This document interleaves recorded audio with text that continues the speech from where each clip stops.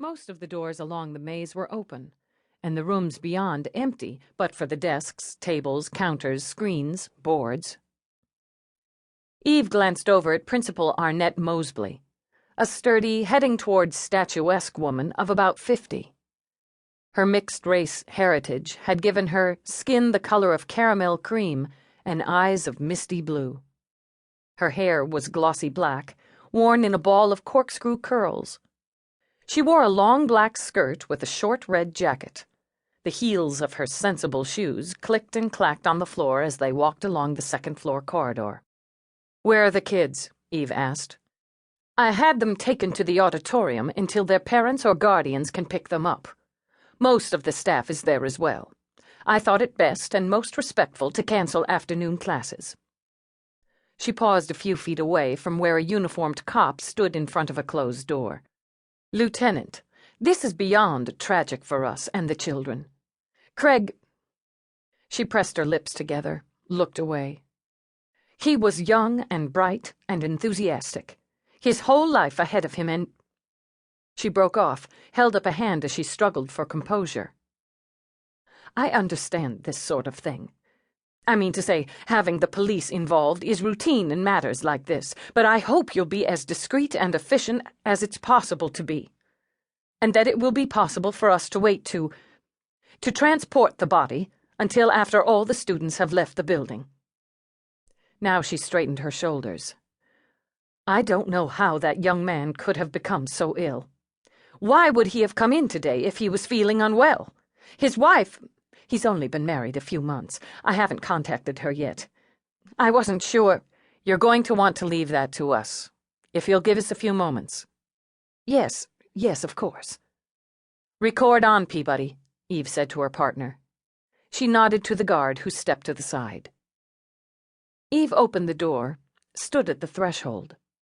She was a tall, lanky woman with a choppy cap of brown hair, with brown eyes that were flat and dispassionate now as she scanned the scene. Her movements were easy as she took a can of Seal-It from her field kit, coated her hands, her boots. In nearly a dozen years on the force, she'd seen a lot worse than the doomed history teacher sprawled on the floor in pools of his own vomit and shit. Eve noted the time and place for the record. MTs responded to the 911, arriving at 14:16. Pronounced victim identified as Foster, Craig, at 14:19. "Lucky we drew a couple MTs on the call who knew better than to move the body," Peabody commented. "Poor bastard." Having lunch at his desk? Place like this probably runs to a staff lounge, cafeteria, whatever. Remaining at the threshold, Eve cocked her head. Knocked over a jumbo insulated bottle. The chair. "Looks more like a seizure than a struggle." Peabody skirted the edge of the room, her air boots squishing slightly. She checked the windows. "Locked." She angled so she could study the desk, the body from that side of the room. While her body was as sturdy as Arnett Moseley's, Peabody's build would never be statuesque. Her dark hair had grown past the nape of her neck and curved up at the ends in a flirty little flip Eve had yet to resign herself to. "Working lunch," Peabody noted. "Lesson plans or grading papers. Allergic reaction to something he ate, maybe." "Oh, yeah, I'd say." Eve crossed to the body, hunkered down. She'd run prints, do the standard gauge for time of death, all the rest, but for a moment she simply studied the dead. Spider legs of broken vessels ran through the whites of his eyes. There were traces of foam as well as vomit clinging to his lips. "Tried to crawl after it hit him," she murmured. "Tried to crawl for the door." "Get the formal ID, Peabody. Verify TOD."